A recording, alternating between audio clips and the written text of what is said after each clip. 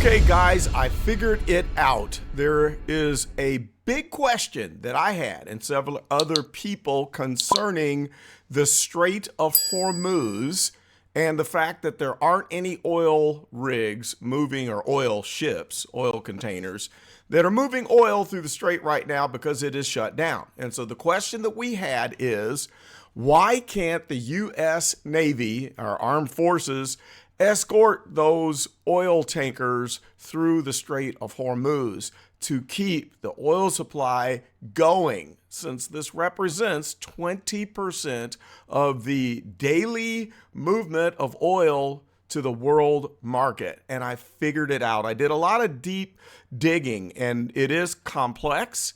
I found out the difficulty in doing this, what the U.S. is going to do about it, and the two alternatives that already exist that are lightening the load of what we're losing with not having the Strait of Hormuz open, which is contributing to higher gas prices. And this contingency plan actually is helping us here in the United States because it's keeping gas prices from going just skyrocket mode, okay? So we're going to talk about that and then also show you a little clip of some lunacy.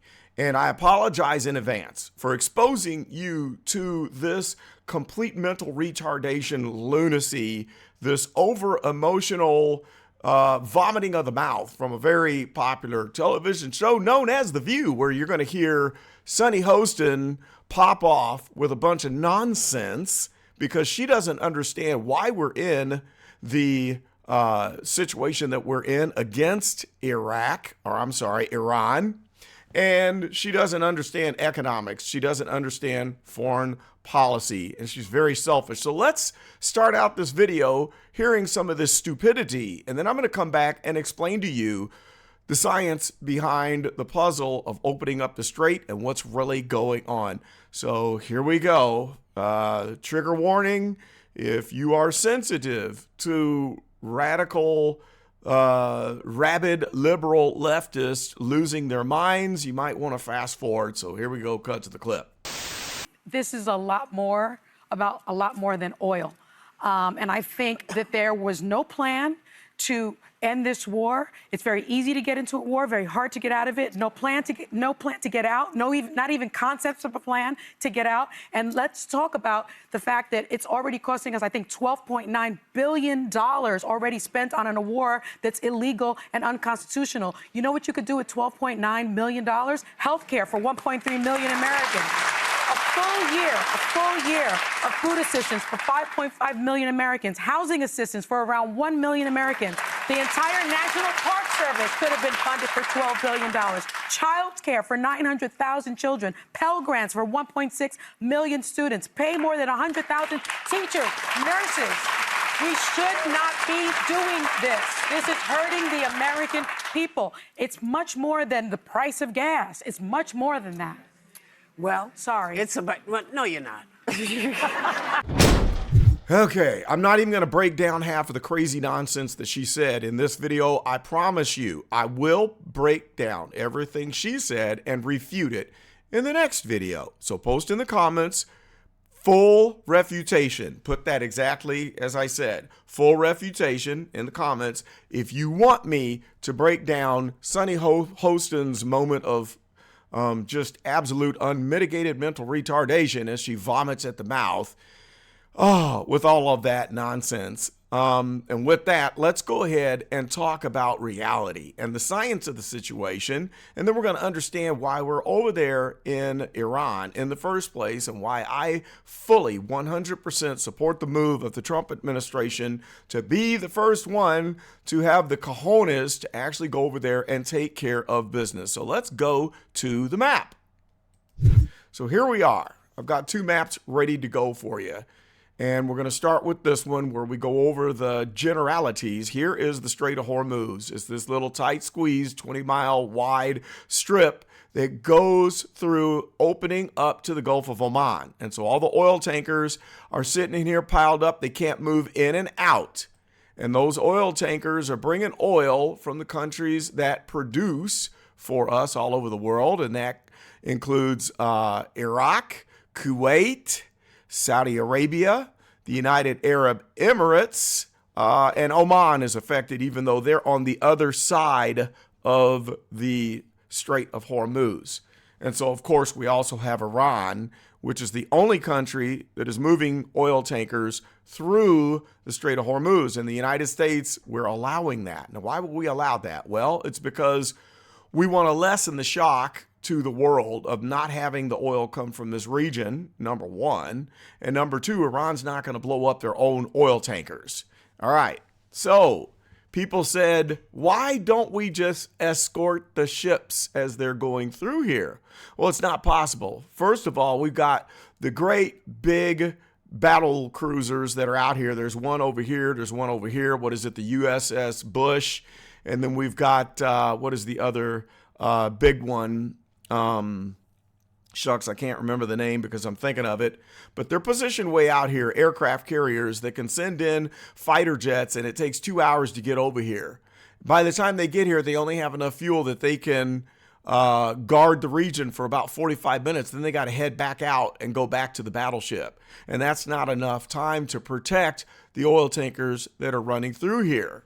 There's another problem that we have. There's a lot of small boats that can't be seen from satellite, that can't be spotted from bombers or from the fighter planes, that take time to get to locate and to attack. Now, when we zoom in here, we see terrain. Look at this mountainous terrain. Let's look at it from over here and see what it looks like. This terrain is a problem, and I'll tell you why. It's because, oh wait, this is another strait. I'm going to make another point about this important choke point over here near Djibouti, but that's next. Here we are. So look at the terrain. You see the mountains through here?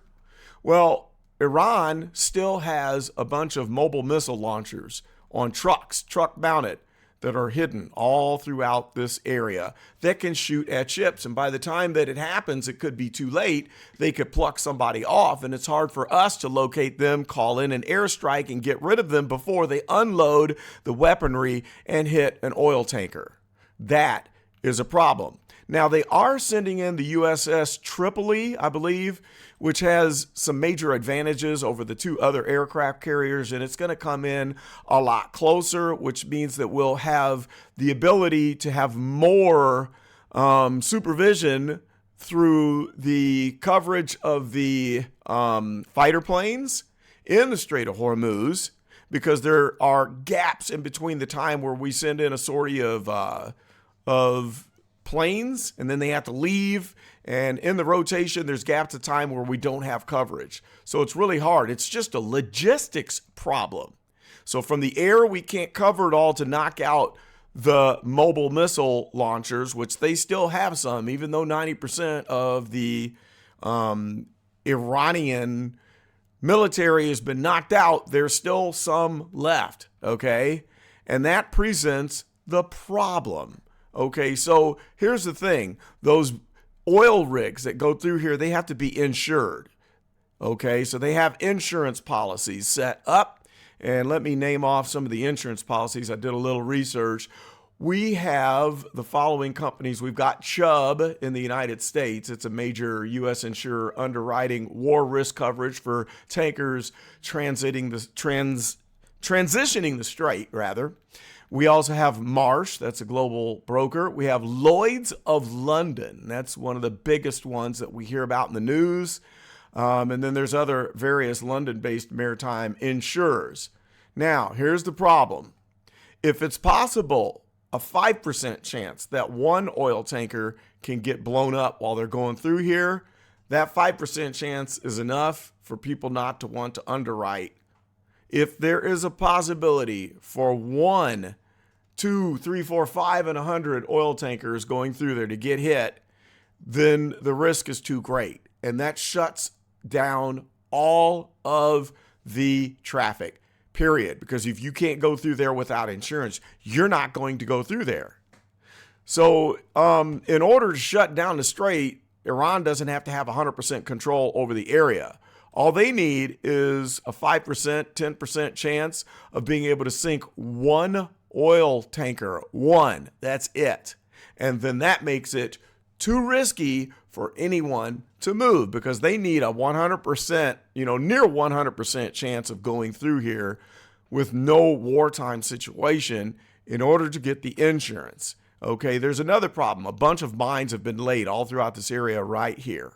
Tons of mines. And they're saying that it could take like, a year or two to go through and to sweep this area because you got to manually go in and dive to remove all of the mines from this area. But we can't do that until we get rid of all of the defense setup of Iran because they can still shoot at us. And there's still small boats that are able to launch missiles. They're able to strike. So the military is still there. It hasn't been 100% decimated. So it's going to take some time to clear out all of those mines. So when you combine the mines with the mobile rocket launchers and the small boats that can run a missile into a ship and sink it, there's your 5% chance, and that's what shuts the whole Gulf down. So even if we could get in here and escort, that's not going to get rid of the mines. It's not going to get rid of the trucks that are hiding up in this mountain range, all right? So it's going to take some time in order to do that. So that's not the answer to this whole thing.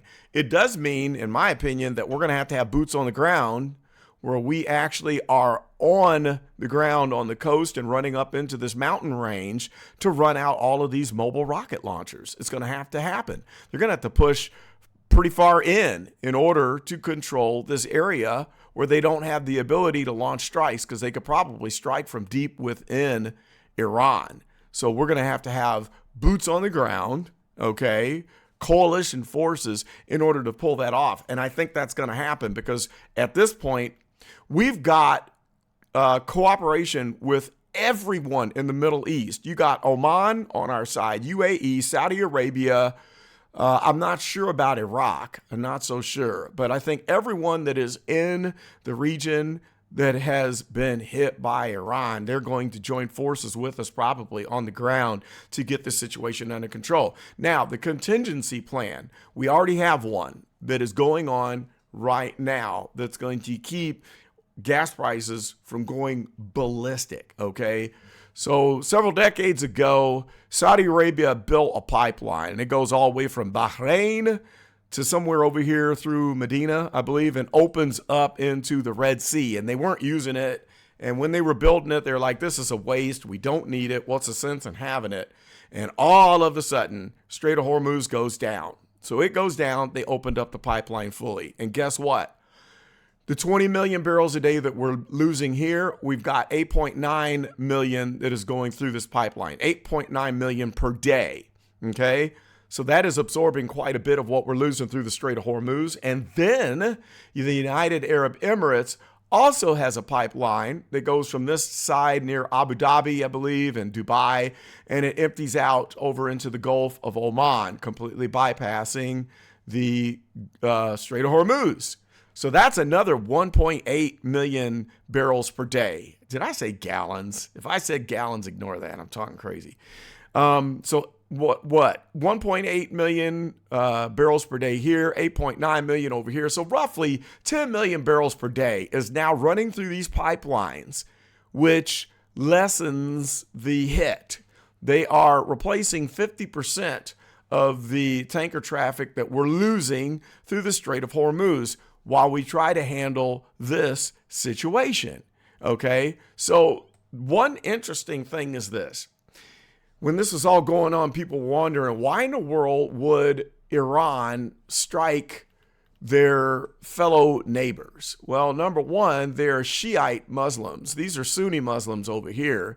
And Iran has it in their mind that they're the ones that are supposed to take over the world and establish world domination the Shiite way.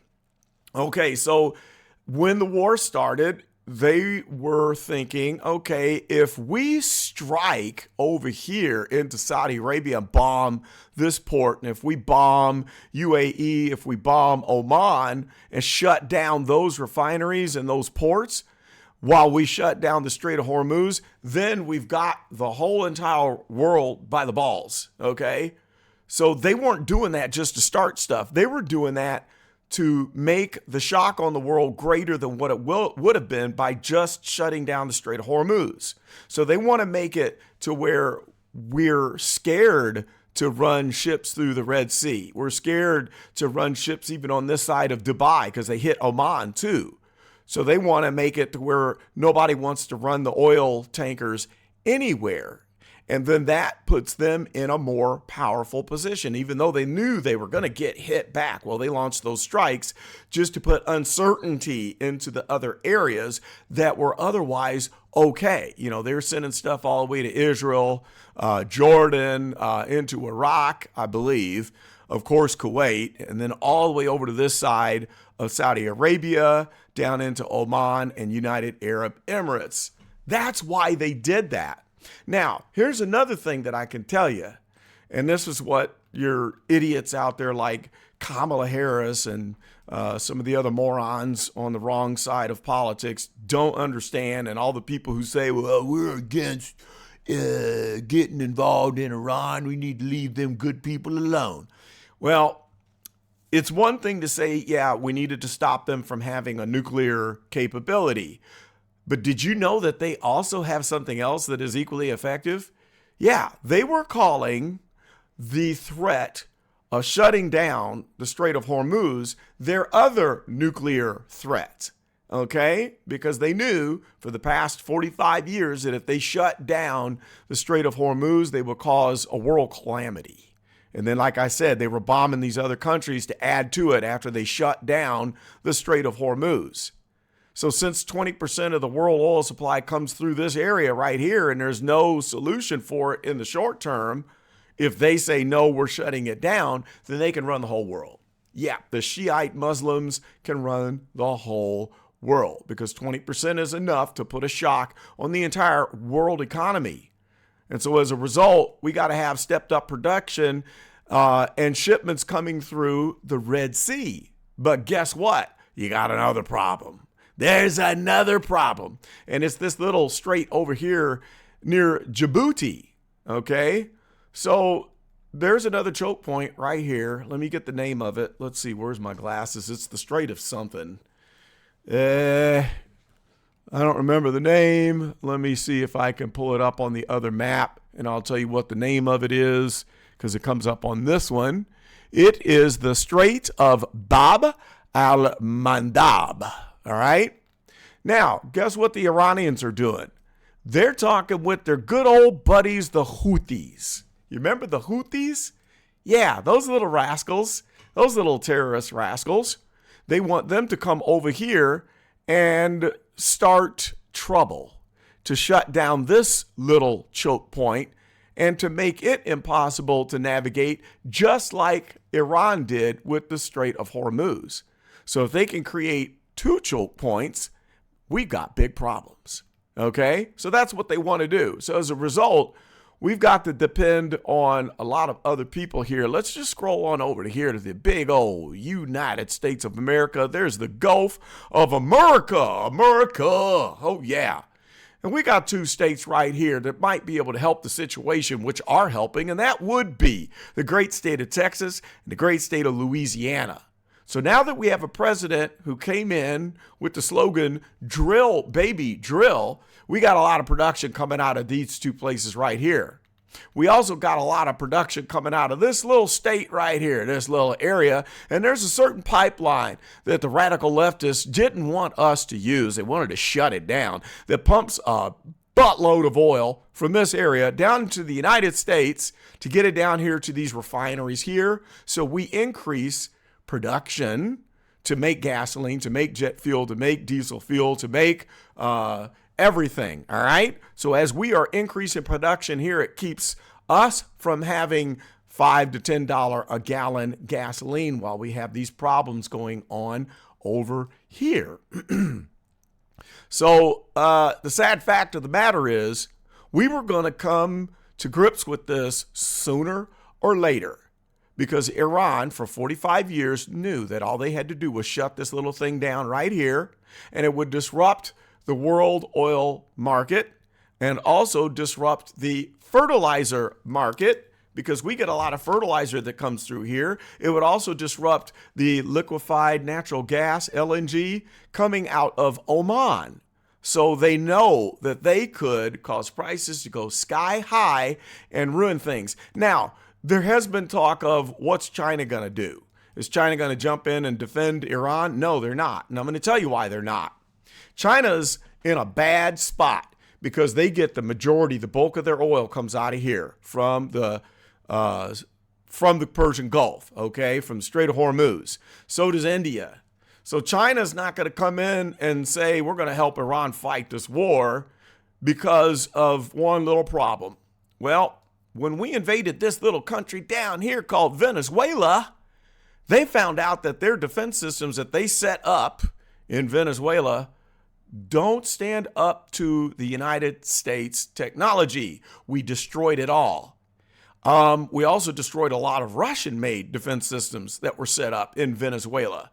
So they're not going to sign up for a war that they know that they can't win. And they also know that if Iran continues this, it's going to destroy their economy because they're already hoarding whatever little oil that they have left and trying to cut back on consumption because they need this situation to be solved to keep their oil coming on in. So now China's putting pressure on Iran to stop the madness and keep the oil flowing. Now, like I said, some oil is still coming out of here. They are letting Iran shipments come out, even though it's greatly reduced. So they're getting some oil, but it's certainly going to cause major economic problems for China, and they are not going to step in. Now, we did have some comments, people wondering if China's waiting for the United States to run out of munitions from this war, and then they're going to go and attack Taiwan. That's not going to happen. I don't see that happening at all. We can get into that in another video for another day, but I don't see that happening. So that's the world situation that we see. And this is why I say that at some point or another, we would have had to come to grips with the fact that we're going to have to hit Iran at some point, okay, because they were going to have their nuclear weapons. They knew that.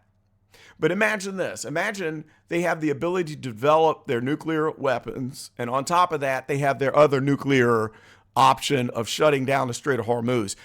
Having both of those, man, that's just, man, they've got the whole world by the coolions, as they say in Italy there. You know, they got the world by the coolions. That's Italiano mafia speak right there, all right? So there's no way that we could let Iran get away with that. There's no way we could let them continue to develop their ICBMs and enrich uranium to the point that they could create a nuclear warhead, all right? Besides the fact that they were holding it over our head, that one day they would shut down the Strait of Hormuz, which they did. So that's what I found out. That's pretty much the long and short of it. I'm not saying that I've got it all figured out and I'm right about everything. Some of this might be wrong, but you can chime in the comments and let me know what you think. And if you got something out of this video, did you learn something new? And again, let me know if you want to break down that complete bout of mental retardation and vomiting of the mouth of Sonny Hostin. Post that in the comments. You want the full breakdown. And that's all I got for this one. This is Carlton, and I am out.